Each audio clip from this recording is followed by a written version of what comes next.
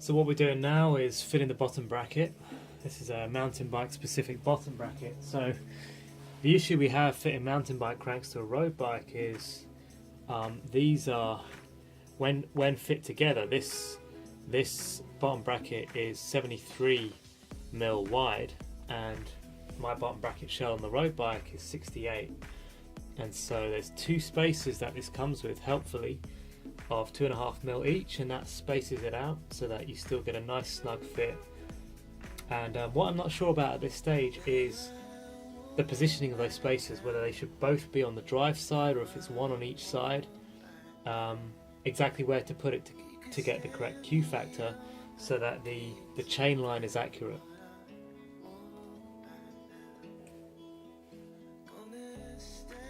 The first thing I'm going to try is putting one spacer on either side, because that makes the most amount of sense to me, to have the Q factor at least equal on both drive and non-drive sides.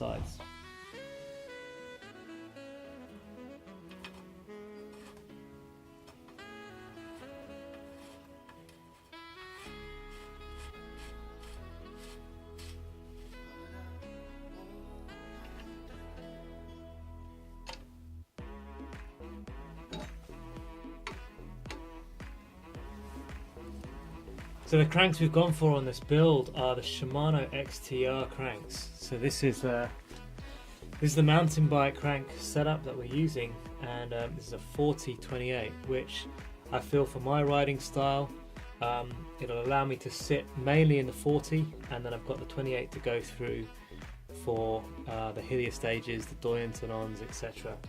So it's a pretty lightweight crankset. I'm pretty impressed. It's probably going to be the most attractive part of the bike when it's done, and I mainly went for these because this is what I could find available. It's amazing how compact, super compact road cranksets are just not available, and why we have to go this mountain bike route. But hopefully this should get the gearing that we need.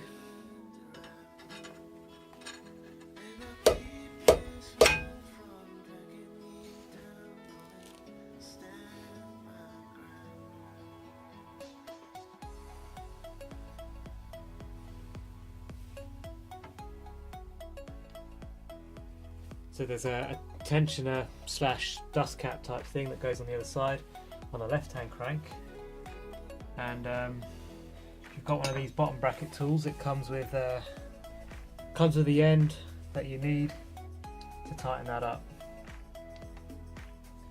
So there we go, the cranks are in.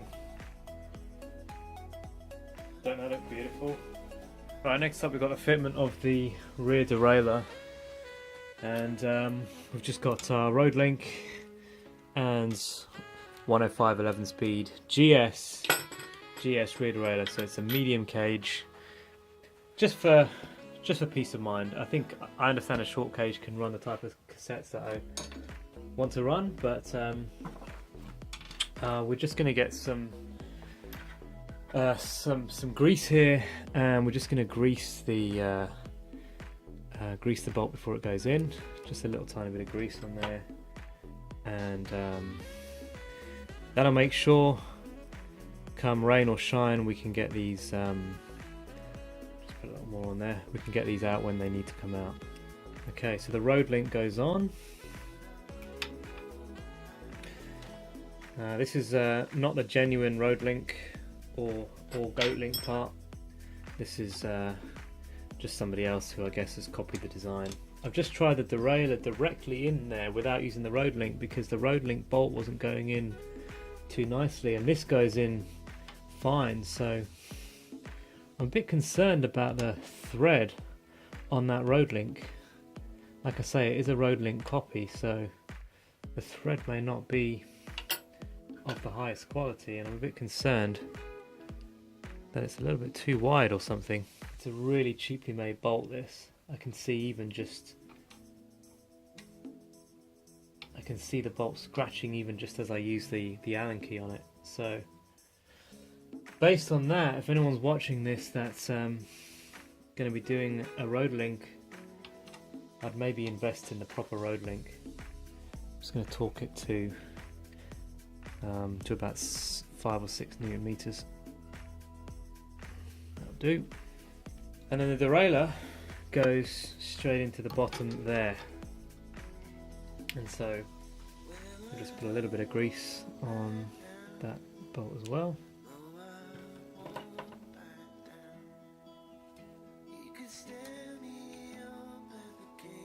That's the rear derailleur in place. Alright, we've got our shims, we've got our band clamp adapters. These comes in 2 halves, and this just goes on the inside of the clamp, which is a 34.9, and the shims down to 28.6 or whatever it is. So these shims just go like so inside of the clamp.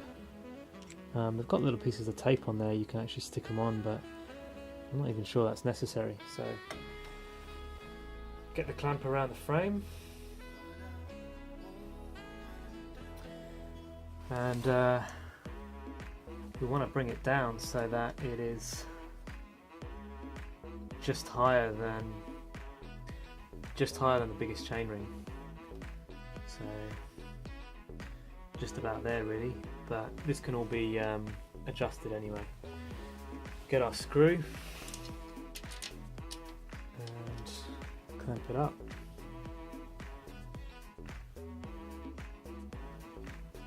If you're doing one of these, you want to make sure you get the correct pull. So on this one, let me just get some light in here. There we go. So on this one, this is a bottom pull front derailleur. So that means the cable comes up from down here, as is most common if you've got a road bike, and connects on, goes up around this housing and down and connects on over here, and so when it's pulled it does that. So that's the motion right there. So you can see that that one there lines up over the big ring and that one there lines up over the small ring. So looks like the lineup's going to be pretty good. It's obviously the correct derailleur for this crankset, so shifting on the front chainring should be very smooth.